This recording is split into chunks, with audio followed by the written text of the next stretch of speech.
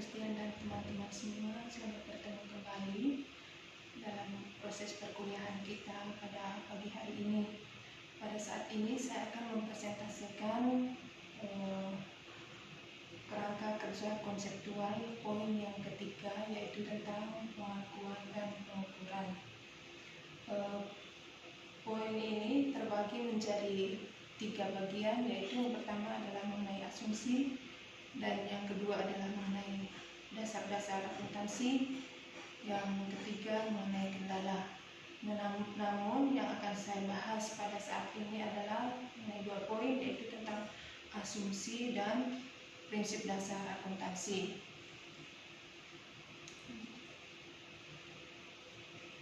Dari asumsi ini dibagi menjadi 4 bagian, yaitu asumsi tentang entitas ekonomi, yang kedua kelangsungan hidup, yang ketiga adalah unit moneter, dan yang keempat adalah periodisitas. Sedangkan prinsip dibagi menjadi 4 bagian juga, yaitu prinsip berdasarkan biaya historis, yang kedua pengakuan pendapatan, yang ketiga penandingan, dan yang keempat adalah prinsip pengungkapan penuh.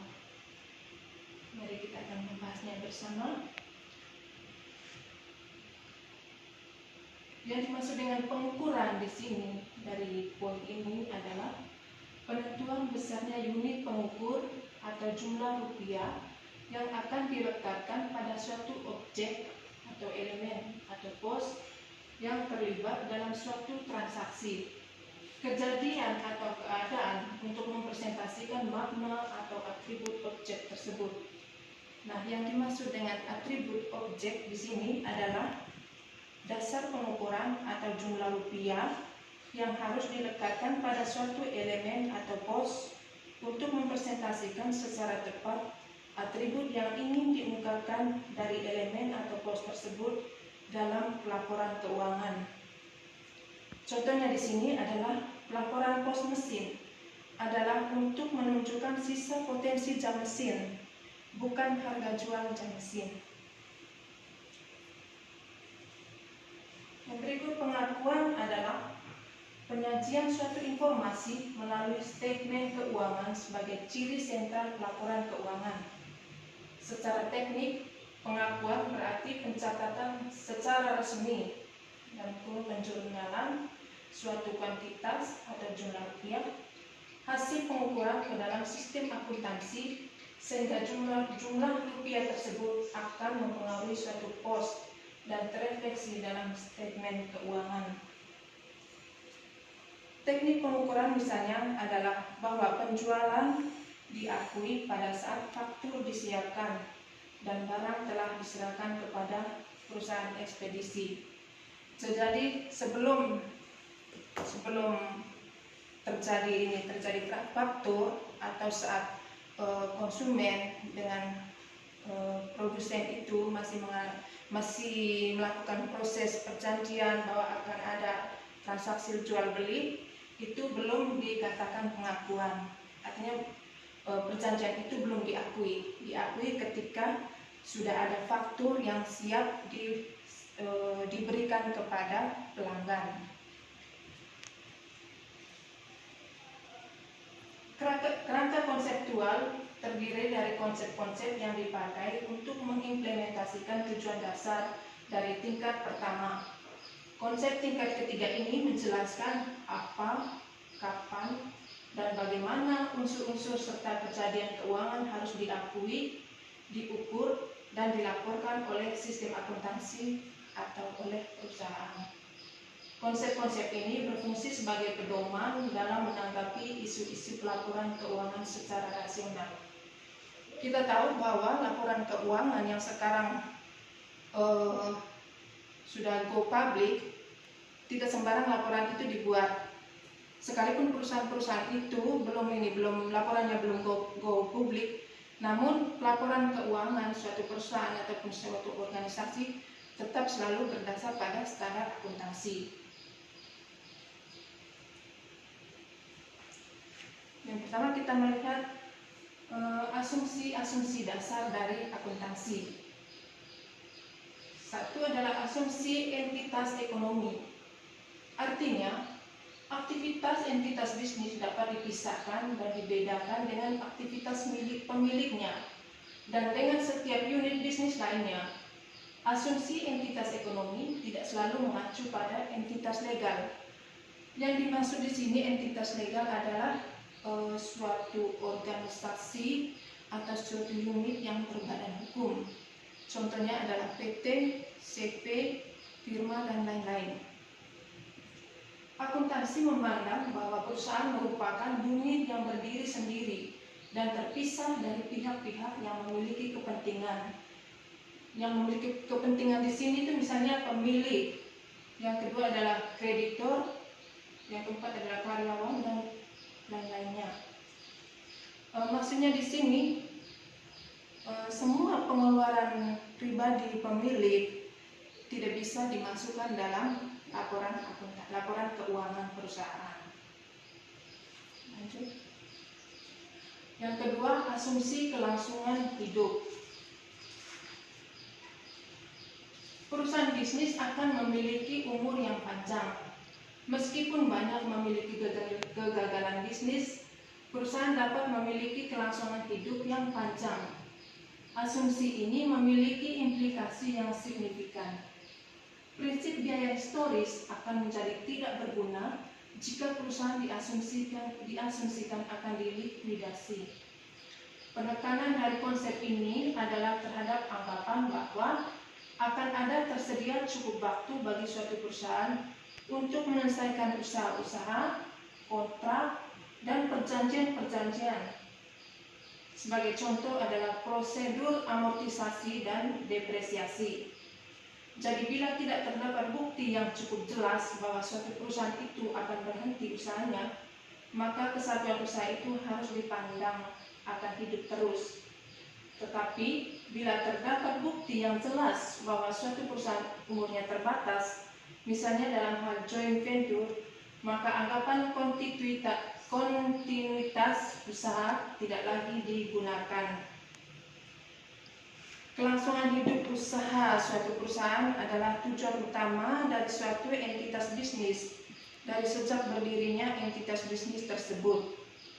Kelangsungan hidup dari suatu entitas bisnis sangat berhubungan erat bagaimana manajemen mengelola perusahaan itu, baik dari faktor keuangan maupun dari faktor non-keuangan. Faktor non-keuangan di sini misalnya reputasi auditor, karena bagaimanapun juga hasil audit laporan keuangan dari suatu perusahaan akan mempengaruhi kelangsungan hidup dari perusahaan tersebut. Yang berikut adalah asumsi unit moneter. Asumsi dasar akuntansi yang ketiga adalah menggunakan unit moneter dalam pencatatan akuntansi. Asumsi unit moneter berarti laporan keuangan yang menggunakan satuan uang atau unit moneter. Hal ini dilakukan untuk menciptakan keseragaman dalam pencatatan. Asumsi ini juga menyiratkan bahwa unit moneter adalah cara yang paling efektif untuk menunjukkan kepada pihak-pihak yang berkepentingan tentang perubahan modal serta pertukaran barang dan jasa. Unit moneter adalah unit yang relevan, bersifat universal dan dapat dipahami dan memiliki manfaat bagi penggunanya. Di sini, satuan uang atau unit moneter yang digunakan untuk pencatatan dan pelaporannya tergantung pada mata uang suatu negara. Misalnya di Indonesia ya kita menggunakan satuan mata uang rupiah. Begitu juga di tempat lain, misalnya di Amerika yang bisa menggunakan satuan uang adalah dolar.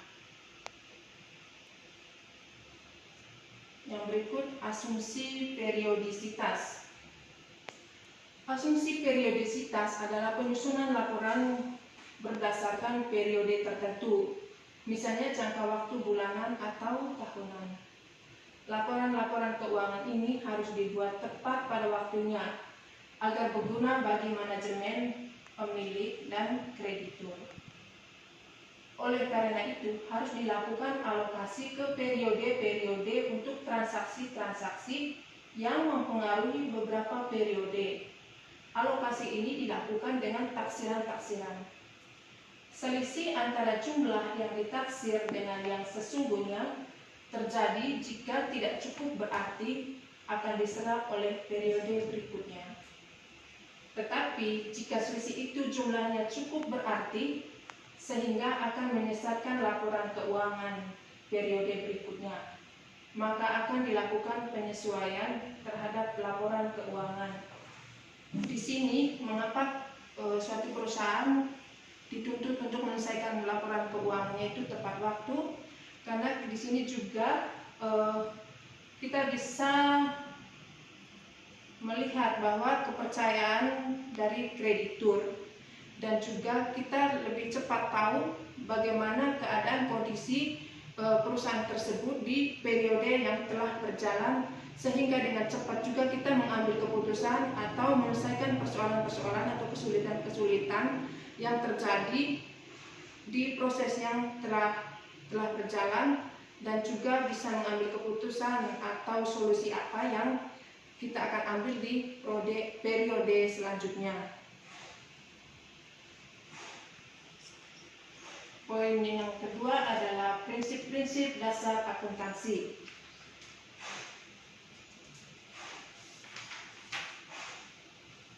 Yang pertama adalah biaya historis. Prinsip biaya historis memberikan tolak ukur yang dapat dipercaya untuk mengukur tren historis, sehingga para pengguna laporan keuangan umumnya akan memilih menggunakan prinsip ini. Tetapi informasi berdasarkan nilai wajar akan lebih bermanfaat untuk jenis aktiva dan kewajiban tertentu. Pada akuisisi aktiva maupun kewajiban awal, biaya historis adalah sama dengan nilai wajarnya. Pada periode selanjutnya, ketika keadaan pasar dan ekonomi berubah, biaya historis dan nilai wajar seringkali berbeda. Akibatnya, ukuran atau estimasi nilai wajar seringkali menyajikan informasi yang lebih relevan tentang arus kas masa depan yang diharapkan terkait dengan aktiva dan kewajiban. Biaya historis adalah suatu ukuran berharga yang digunakan akuntansi, di mana harga suatu aset pada atas sisanya didasarkan pada biaya yang asli atau nominalnya ketika diperoleh oleh suatu perusahaan. Yang berikut adalah prinsip pengakuan pendapatan. Pendapatan harus diakui apabila telah direalisasi dan telah dihasilkan. Pendapatan dikatakan dapat direalisasi jika produk, baik barang maupun jasa, atau jenis aktiva lainnya telah dipertukarkan dengan kas atau klaim atas kas.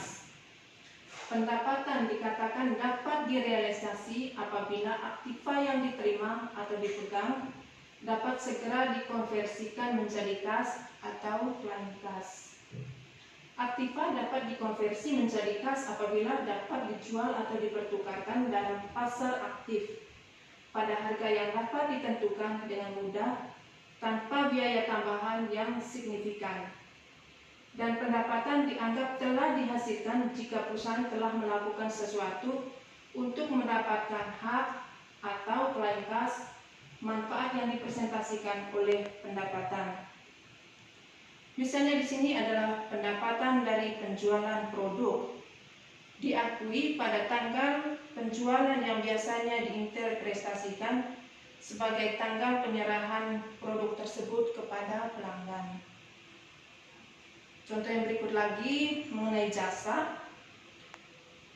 Pemberian jasa itu diakui ketika jasa-jasa dilaksanakan dan dapat ditagih. Itulah teman-teman contoh dari prinsip pengakuan pendapatan. Yang berikut adalah prinsip penandingan. Prinsip penandingan menyatakan bahwa beban harus ditandingkan dengan pendapatan sepanjang hal tersebut rasional untuk diterapkan. Biaya pada umumnya diklasifikasikan menjadi dua kategori, yaitu biaya produk dan biaya periode.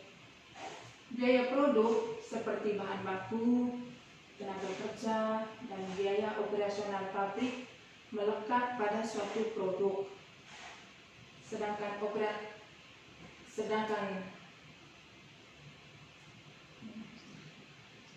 biaya produk seperti bahan baku, tenaga kerja, dan biaya operasional pabrik melekat pada suatu produk. Perusahaan akan mencatat biaya-biaya tersebut pada periode mendatang ketika mengakui pendapatan dari produk itu dalam periode berikutnya. Sedangkan biaya periode seperti gaji dan biaya administrasi lainnya terjadi selama periode yang bersangkutan. Prinsip ini berguna sebagai penentu besar kecilnya jumlah pendapatan atau penghasilan bersih untuk setiap periodenya. Prinsip ini membuat perbandingan antara pendapatan dan biaya yang sudah dikeluarkan, sehingga dari situ kita bisa mengetahui jumlah pendapatan murni dalam satu periode tersebut. Yang keempat adalah prinsip pengungkapan penuh.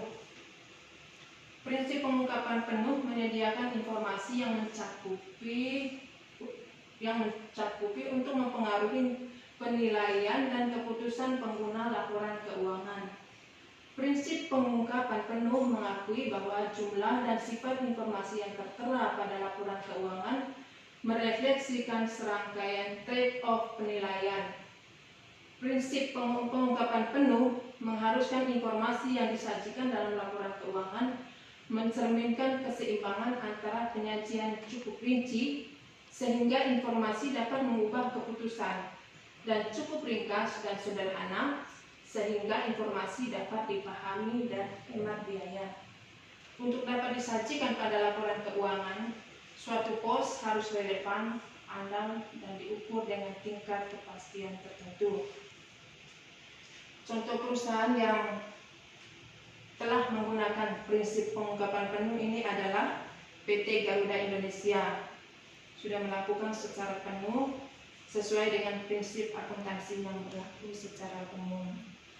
Baik Pak Christian dan teman-teman, sekian pembahasan saya mengenai kerangka kerja konseptual, poin yang ketiga tentang pengakuan dan pengukuran. Terima kasih.